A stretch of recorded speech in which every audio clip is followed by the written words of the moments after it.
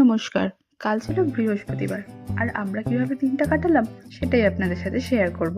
প্রত্যেক দিনের মতো দিন শুরু হলেও হঠাৎ সুমন আমাকে স্কুল থেকে ফোন করে বলে, আমরা বেরোবো, তুমি রেডি হয়ে নাও। ওর খেলা ছিল ধনেখালির পাশে, এখন আমরা ভান্ডারহাটিতে। সুমনের এই স্বভাবটা আমার খুব ভালো লাগে, কেউ বিপদে বললে তাকে সাহায্য করা। ওখান থেকে আমরা চলে যাই মাঠে।